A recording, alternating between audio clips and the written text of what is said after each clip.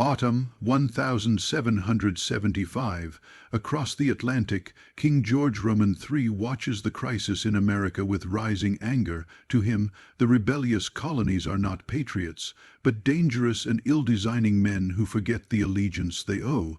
Determined to crush the uprising, he orders Britain to raise 18,000 German auxiliaries and prepare the largest expeditionary force in its history. Across Britain and Ireland, ships are requisitioned. 20,000 soldiers gather at Portsmouth, Cork, and other ports. The greatest imperial army ever sent overseas is forming. Meanwhile, in Philadelphia, the Continental Congress knows the hammer will fall soon. George Washington commands the main Patriot Army, tightening the siege around British-held Boston. Patriot committees across the colonies keep order, investigate loyalists, and prepare for war. But elsewhere in North America, the British are still strong. The West Indies rely on British protection. Florida fears Spanish invasion more than British rule. Native American tribes remain watchful, many quietly favoring Britain as the more reliable ally. Yet patriots have hope. Canada, Quebec has been under British rule only since 1763. Its population is largely French and Catholic.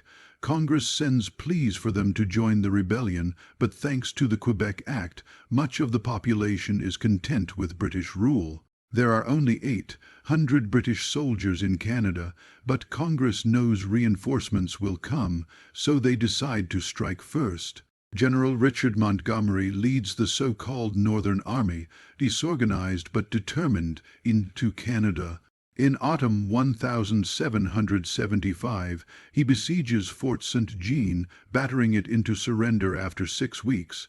The road to Quebec opens, but sickness and desertion cut his army in half. At the same time, Colonel Benedict Arnold leads a daring expedition through deadly wilderness, swamps, forests, freezing rivers, to join Montgomery.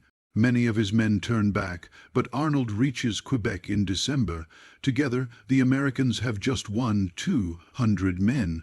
Quebec is a fortress, towering over the St. Lawrence River with 20-foot walls and more than 100 cannon.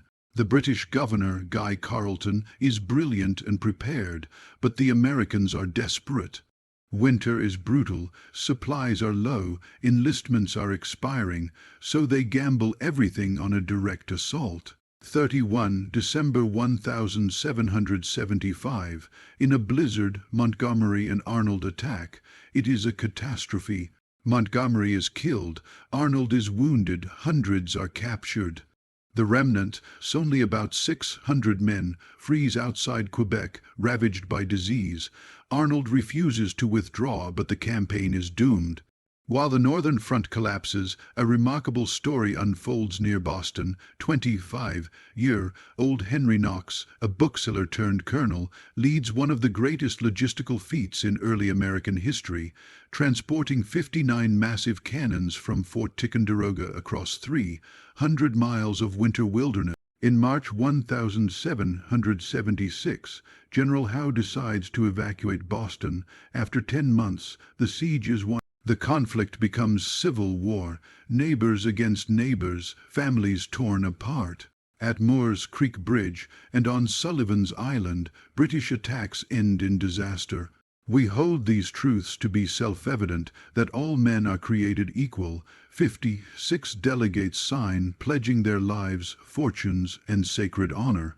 The British land on Staten Island unopposed. 32,000 soldiers, 12,000 sailors, 400 ships. The British are back, and the real war for American independence is about to begin.